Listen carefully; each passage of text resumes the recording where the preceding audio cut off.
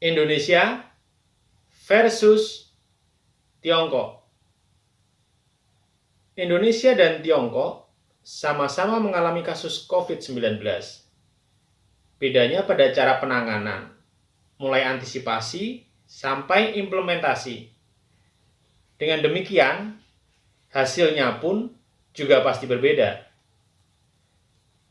Perbandingan Indonesia dan Tiongkok dalam penanganan COVID-19 ini sama sekali tidak untuk mengangkat siapa yang menang, siapa yang kalah. Ini bukan juga untuk mengglorifikasi ataupun mendiskreditkan salah satu pihak. Ini semata soal belajar untuk terus memperbaiki diri. Tidak hanya untuk pemerintah, tetapi kita, masyarakat Indonesia juga. Pada triwulan pertama 2020, Tiongkok adalah epicentrum pertama penyebaran COVID-19, persisnya di Provinsi Hubei.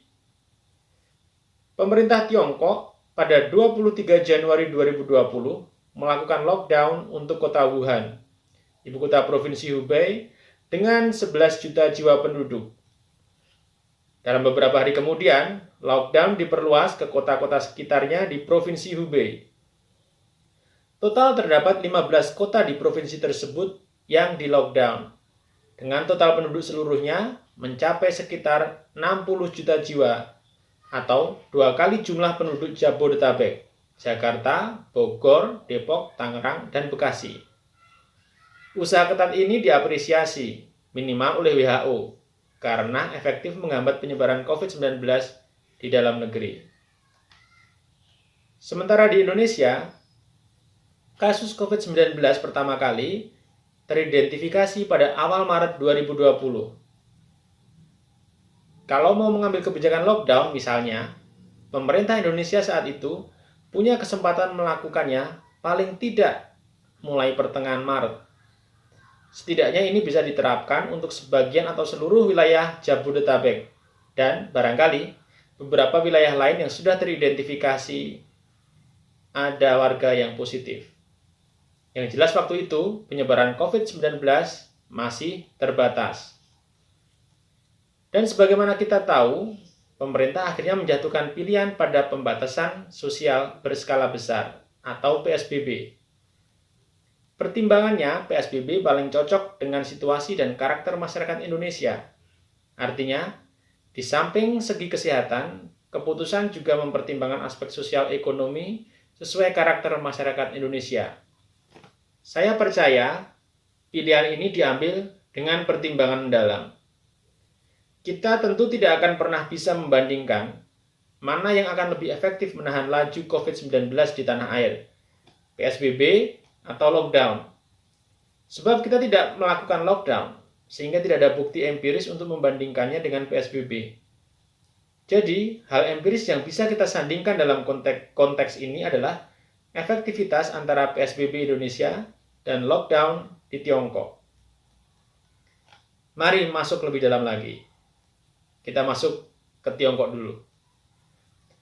Dari sisi tren, mulai akhir semester 1 2020, paling tidak, kasus COVID-19 di Tiongkok mulai landai. Namun mulai awal Januari 2021, Tiongkok kembali mengalami peningkatan kasus yang mencolok. Saya mengutip South China Morning Post, media. Shijiazhuang, ibu kota provinsi Hebei, pada awal Januari 2021 mencatatkan peningkatan kasus.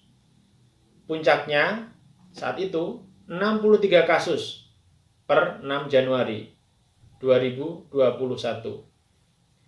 Ini adalah angka tertinggi selama beberapa bulan terakhir dibanding daerah lain di daratan Tiongkok.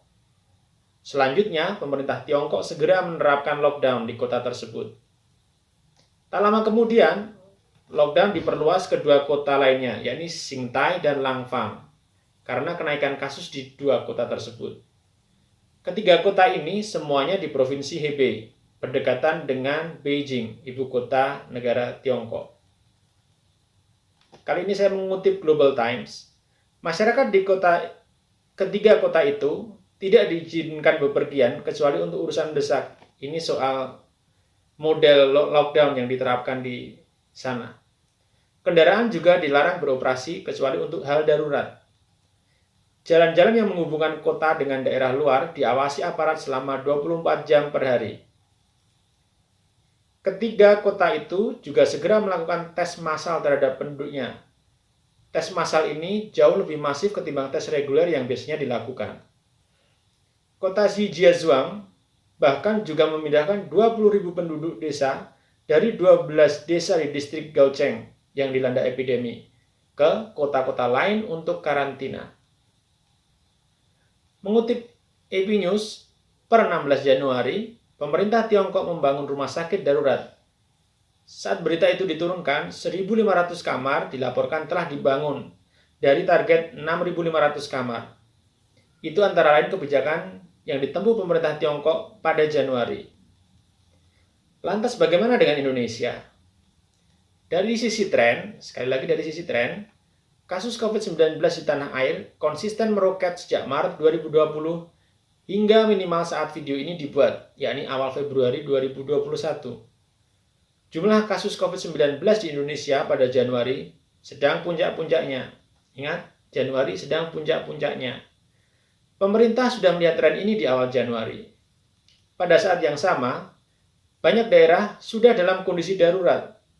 Indikatornya antara lain, tingkat keterisian kamar khusus perawatan pasien COVID-19 di rumah sakit rujukan sudah lebih dari 70%, dan tingkat penambahan kasus dan tingkat kematian di daerah di atas rata-rata nasional.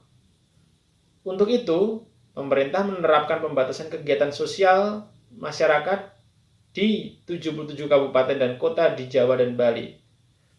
Kebijakan ini diterapkan selama 15 hari, terhitung mulai 11 sampai dengan 25 Januari.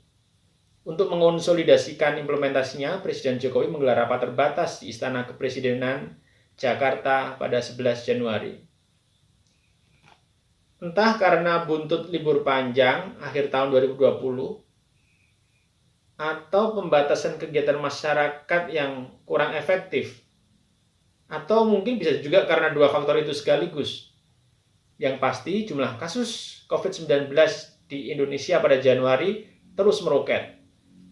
Dan pada 26 Januari, akumulasi kasus COVID-19 di tanah air akhirnya jebol 1 juta kasus. Atas tren yang masih terus meningkat itu, pemerintah memperpanjang pembatasan kegiatan masyarakat di 77 kota dan kabupaten di Jawa dan Bali. Kali ini durasinya selama 14 hari, mulai 26 Januari sampai dengan 8 Februari. Apa bedanya pembatasan kegiatan masyarakat kali ini dengan PSBB yang sebelumnya telah diterapkan di sejumlah daerah? Saya pribadi tidak tahu. Yang pasti, rujukan aturan pembatasan kegiatan masyarakat ini tertuang dalam instruksi Menteri Dalam Negeri. Mengacu aturan itu ada beberapa poin. Saya hanya menyebut 2 poin saja kali ini. Pertama, membatasi tempat kerja dan perkantoran dengan menerapkan work from home 75% dan work from office 25%. Yang kedua, melaksanakan kegiatan belajar mengajar secara online. Mungkin untuk 2 hal itu berjalan baik. Namun, kegiatan masyarakat harian di lapangan, di luar 2 hal tadi, rasanya tidak ada yang lebih ketat. Artinya tetap longgar seperti biasanya. Silakan teman-teman cermati kota dan daerahnya masing-masing. Barangkali saya salah, tetapi setidaknya yang saya pantau di daerah saya demikianlah adanya. Tiongkok dengan lockdown, Indonesia dengan PSBB dan pembatasan kegiatan masyarakat. Memang lockdown itu lebih menyakitkan ketimbang pembatasan kegiatan masyarakat atau PSBB karena lebih ketat. Sudah begitu, implementasi kegiatan pembatasan masyarakat dan PSBB pun longgar. Tapi kata orang bijak, no pain, no gain. Maka hasil memang tidak bisa bohong. Sekali lagi, hasil tidak bisa bohong. Sepanjang Januari 2021, penambahan kasus COVID-19 di Indonesia mencapai lebih dari 323.000 atau 30% dari total kasus. Pada periode yang sama, tambahan kasus di Tiongkok hanya 2.451 kasus atau 2% dari total kasus. Bagaimana dengan akumulasi kasusnya? Berdasarkan data WHO, jumlah total kasus COVID-19 di Tiongkok sampai dengan 1 Februari 2021 sebanyak lebih dari 100.000 kasus dengan sekitar 4.800 kasus diantaranya berakhir dengan kematian. Pada saat yang sama, Indonesia telah mencatatkan lebih dari 1 juta kasus dengan sekitar 30.000 kasus diantaranya berakhir dengan kematian.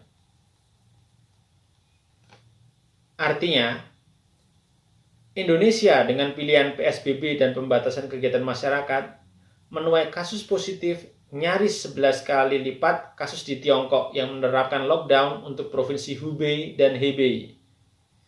Adapun kasus kematian di Indonesia lebih dari 6 kali lipat kasus di Tiongkok.